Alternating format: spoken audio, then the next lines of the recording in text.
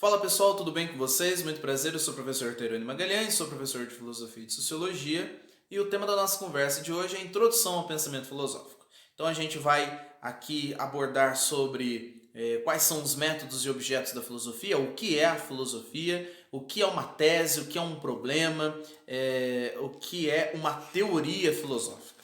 Então, antes da gente pensar a ideia do que é filosofia, a gente precisa primeiro entender que a filosofia é mais do que uma disciplina que você vai ver dentro do ensino médio ou do ensino superior. A filosofia é um estilo de vida, é um comportamento existencial. Então, essa é a primeira ideia.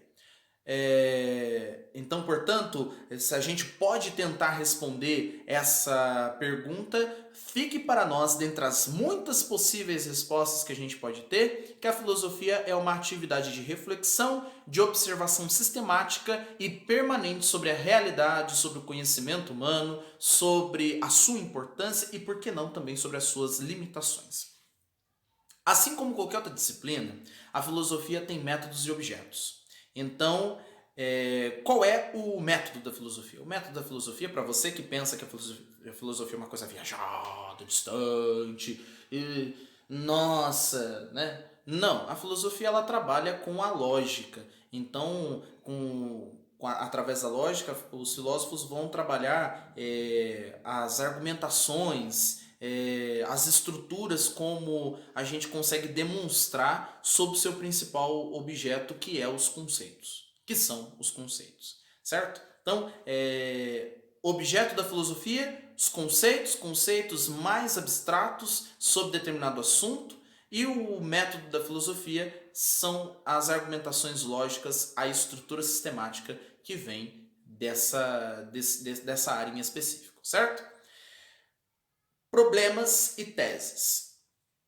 Ah, professor, problema é uma pergunta sobre alguma coisa e a tese é a possível resposta sobre essa pergunta. Então, os problemas filosóficos, sim, eles trabalham com essa ideia de pergunta, mas são as perguntas sobre os elementos e os conceitos que não necessariamente precisam trabalhar com a ideia de observação e de experiência. Vai ter filósofo, inclusive os primeiros filósofos que a gente vai analisar daqui a pouco, eles vão trabalhar com a ideia de observação e de experiência, mas não necessariamente esses conceitos podem ser questionados a partir dessas bases. As teses, sim, as teses são respostas a essas possíveis perguntas e mais do que uma resposta, é uma tomada de posição de um autor ou de um grupo de autores em específico sobre esse problema. Por exemplo, em ética, quando você for ver lá a ética das virtudes e a questão de como viver bem, nós vamos ter um conjunto de autores que vai levar quase aí 2 milênios para responder, e eles respondem de uma maneira a tomar posição sobre este assunto, sobre esta questão em específico. O conjunto dessas respostas, por exemplo, a gente falou agora há pouco da ética das virtudes, o conjunto dessas respostas sobre os problemas filosóficos a gente chama de teoria. Então, por exemplo, a ética das virtudes é uma teoria filosófica, é uma teoria sobre ética. Como vamos ter tantas outras teorias dentro da filosofia. São conjuntos de afirmações entre os autores, ou de um autor em específico, sobre uma determinada problemática proposta, certo? Então, basicamente, são essas as linhas mestras sobre o que é a filosofia.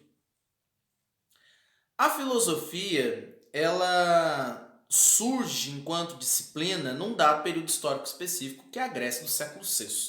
A Grécia do século VI está marcada por duas grandes situações, que é a expansão marítima, lá na região da Ásia Menor, e nós temos também as religiões naturais. Então, as religiões naturais, elas tinham como narrativas a questão dos mitos. Os mitos são construções metafóricas e alegóricas que tentam responder sobre a origem de todas as coisas, sobre os problemas mais essenciais das pessoas.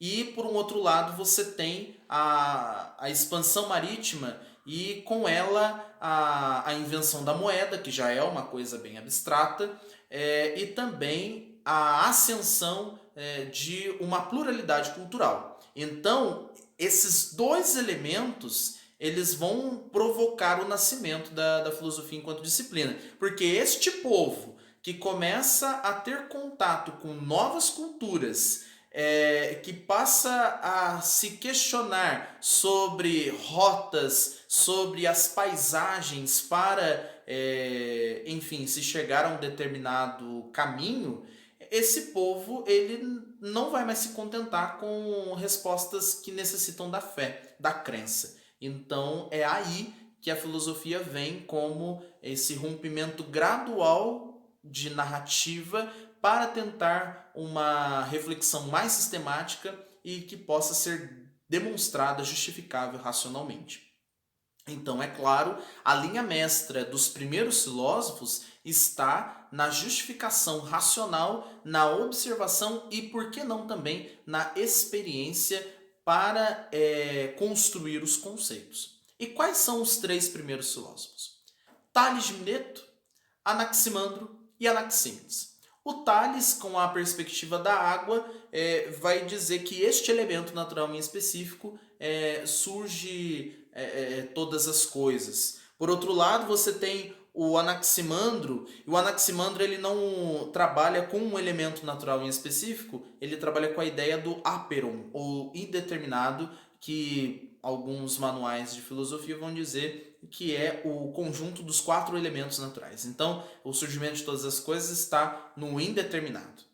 Por outro lado, você tem o Anaxímenes, e o Anaxímenes ele vai trabalhar com a ideia do ar a partir de duas movimentações, que é a rarefação e a condensação. Então, a partir desses dois movimentos, ele acredita que o ar é a origem de todas as coisas, certo? Então, basicamente, isso é a introdução ao pensamento filosófico e aos três primeiros filósofos, Tales, Anaximandro e Anaxímenes. Esses três autores, eles são chamados também de escola jônica. Olha que eu te falei da ideia das teorias filosóficas. Esses dois autores, eles têm um problema, esses três autores, eles têm um problema específico, que é a questão da origem de todas as coisas. Como que as coisas surgiram. Então, a partir desse problema, cada um toma a sua devida posição para tentar responder e trazer as suas conceituações. Muito obrigado pela sua atenção, desejo excelente dia e boa sorte.